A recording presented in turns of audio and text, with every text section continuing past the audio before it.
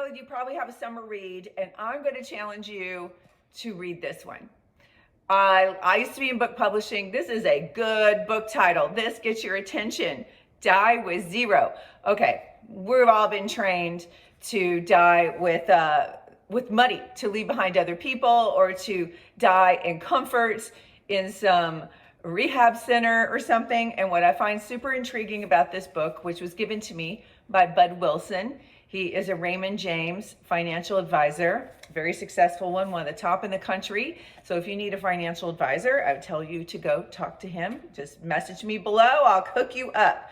But I realized that he is always on the go. He's going and meeting clients all over the country, but he is also doing things that you can tell it's very intentional. He is spending time with his family and people he loves, and that he is doing things right now, while of course these are prime salary earning years for him, but he is taking the time in his life to be intentional about how he is spending his money.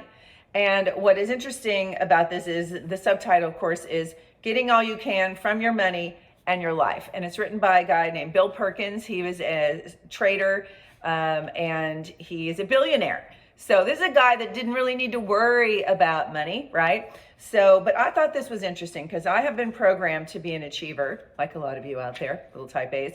And, you know, I don't even buy a bunch of stuff with my money. I just like to know I have it somewhere, right? So they have 9 rules in this book.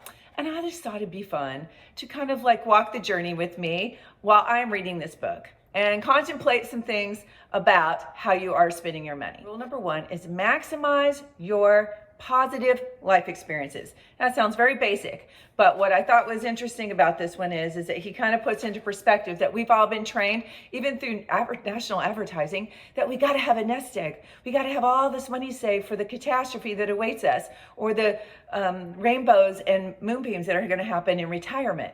And he's just like, a lot of us are delaying spending the money that we've worked so hard and sacrificed so much to make, and we are delaying that for a day that actually may not even come for us.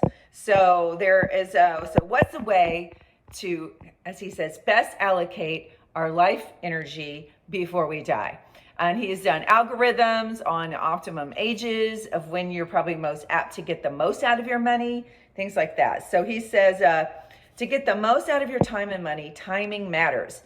It's important to have experience at the right age. So what are we talking about? Well, we all know that there's only so many years in your life. You can go climb Machu Picchu, things like that. Like there's a physicality to some of the things we want to do in our life.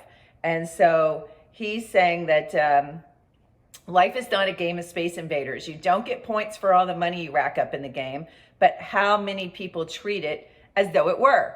They keep earning and earning, trying to maximize their wealth without giving nearly as much thought to maximizing what they're going to get out of that wealth. So hopefully this has intrigued you about this book, and you're going to get your own copy, and we'll go chapter by chapter, and you can catch up really quick. It's not a very big, thick read, but I'll leave you with this. Many psychological studies have shown that spending money on experiences makes us happier than spending money on things. Unlike material possessions, which seem exciting at the beginning, but then often depreciate quickly, experience actually gain in value over time.